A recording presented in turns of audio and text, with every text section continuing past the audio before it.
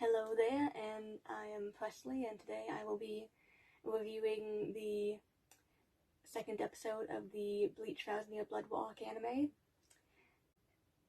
Now, this episode covers chapters 485 to 488 from the manga.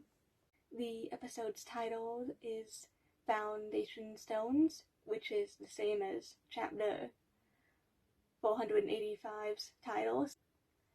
So, similar to the first episode, it seems that this episode continues the theme of having the episode titles be directly taken from the manga chapter titles.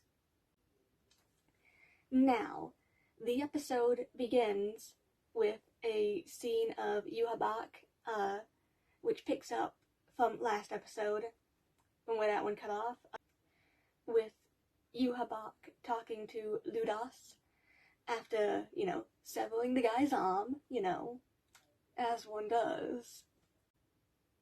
It's a pretty short conversation. We then, the opening plays, which is Scar by Tatsuya Kitani, and the opening's visuals they've definitely exceeded what I thought they would be. Like, I didn't know what to truly expect from the opening for the 1,000-Year Blood War, but, I thought it was great. The visuals, the music, they went together greatly.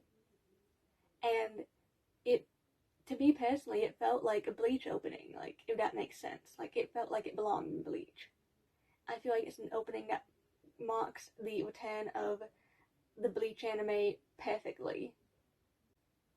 It is a perfect first opening for the Bleach 1,000-Year Blood War, and I just really enjoyed it, honestly. Now, after the opening finishes, we go to the scene of Ryunosuke and, the rest of Ichigo's friends chilling around in his room, waiting for his return, after his fight with Eben. They talk for a bit, Ichigo comes through the window, Ryunosuke gets a call on his phone, alerting Ichigo and his friends of the events that have just transpired over in the Soul Society, with the fact that 57 minutes ago from when they're being called, 7 unknown Quincy's appeared and killed the one officer that was stationed there with Head Captain Yamamoto in the 1st Division's barracks. They're told that the head captain's fine. Obviously, the head captain's fine. He's the head captain, it'd take a lot to take him down. They're also informed that at the same time, or at least around the same time, the place where the rest of the 1st Division was stationed was also attacked, and was also attacked by only one intruder, and he managed to kill all 116 division members that were stationed there in a fight that only lasted 182 seconds. That is terrifying. Of course, in the fight, Lieutenant Chojuro Sasakibe was critically wounded. He managed to get back to the head captain like we saw last episode, and by managed to get back, I mean hailed through the window, which, he still managed to get back. And, they're told that the group of Quincy's that were there were treated, shortly after that. And Sasakibe died in, the head captain's office shortly after, unfortunately. Devastating news to everyone involved. Ryunosuke heads back to the Soul Society. We get some new shots of Chad, Uryu, and Orihime and Ichigo, just sitting around. An overall sense of unease cast over everyone at the moment because this is, some major events that have gone down in a short period of time. Ichigo, feeling uneasy, decides to, patrol the area, take a look around, make sure everything's fine. As he's looking around, you hear a voice that, it's Nell. Nell falls from the sky, crashes into Ichigo, knocks him to the ground, and tells him that, Hueco Mundo has been attacked Not even a minute after that, hardly, you have Pesce also crashing down next to Ichigo, who just managed to avoid him in time to not be knocked back into the ground. We then cut back over to Yuhabak and the others.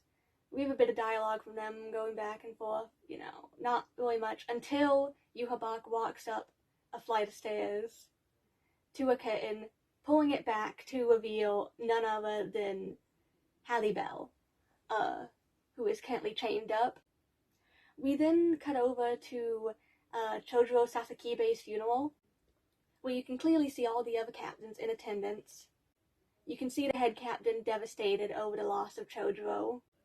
We cut back over to what is actually a brand new scene. Well, what follows up out of this scene is a brand new scene. First we have Pesce basically explaining what's happened to Wako Mundo and, everything to Ichigo and Uryu and Chad and Orihime and them. And we get a new scene which actually shows the attack on Wako Mundo. We see Yuhabak and his men there, and we get to see we don't get to actually see the fight itself, but we get to see an already, defeated Halle Bell, who then tells Pesce, Nell, Dondachaka, all three of them to get out of there, to run off, since they're the only ones that are, that were there that are not injured at the moment. So they head off, they run. Pesce does state that while they were running away, they managed to get Dondachaka. So Pesce asked Ichigo and his friends, if they'll help him and now go save Dondachaka from the Quincy's. And, Ichigo would go no matter what, I guess. That's just the kind of guy he is, But, Uryu's of course like, well, I can't go. I'm a Quincy. I cannot help the Avankars or Hollows to any degree, in the way that Uryu normally states. And Ichigo's like, oh, I knew you weren't going to go. I just called you over here so you wouldn't complain about me not calling you over here later on. And then we, of course, see in the window, suddenly speaking up, the man himself, Kisuke Urahara. Of course, Kisuke is like, well, you need to get to Wako Mundo? I've got you covered, just follow me. And of course they follow Kisuke. We cut over to the Quincy's gathering up Avankars, the ones that aren't dead, that they haven't killed. And we see them taking them over to Sternritter J, Kyoge Opie, who is, he's definitely a character. He's got a very strong personality. And honestly, it is interesting to hear the voice they've given this character, because it's a very fitting voice, I think, for the character. Of course, he starts killing a bunch of the Avankars, because of course he does. And then we have two that manage to temporarily stop his blade from hitting them, which is Loli and Menoli. I don't know if that's how you pronounce their names. Please correct me if that's not how you pronounce their names. Now, of course, he's able to, knock him out pretty easily, He slashes the one and hits the other. He heads off. He's like, rough him up, don't kill him. We need some Avankar to take back to Yuhabak, And, he's walking away, monologuing to himself like, characters do. And then he hears what sounds like a sword. So, of course, turns around and they're standing there are, of course, Mila Rose, Sun Sun, and Apache, who have returned from wherever they were. This basically leads to an ensuing fight between them. We cut over to see Nell and Ichigo rushing over towards the scene. We cut back over to the fight with Mila Rose, Apache, and Sun Sun. We then move over to a scene where the captains are meeting. And, Mayuri basically, states that, yeah, these are Quincy's that they're absolutely fighting. And with that, we cut back over to see Kirige, Opie, standing next to the defeated Mila Rose, Sun Sun, and Apache. Then we cut over to the ending theme. The ending theme was really good. I really enjoyed it.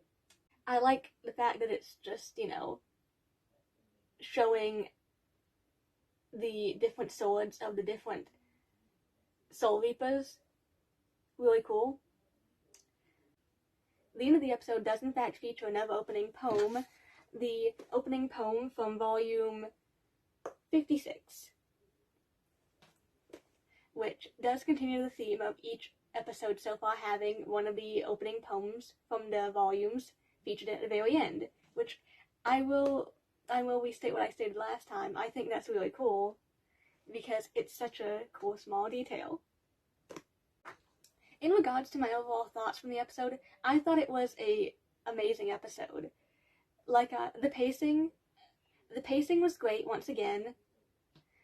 The animation quality for these past two episodes has been just amazing. I've loved the first two episodes so far. They're amazing. So far, the extra scenes they've added to the anime, I feel like add just enough, They add enough to where they expand upon a few things that we didn't necessarily get to see in the manga, but I don't feel like they're going too far off track of the main story, I feel like it's keeping in the pacing very well with these newly integrated scenes. I think it was a great episode overall, and I think that's where I'll end this one for now. Well, I hope you enjoyed this video. I hope you have a lovely week, and I guess I'll see you in the next video. Bye!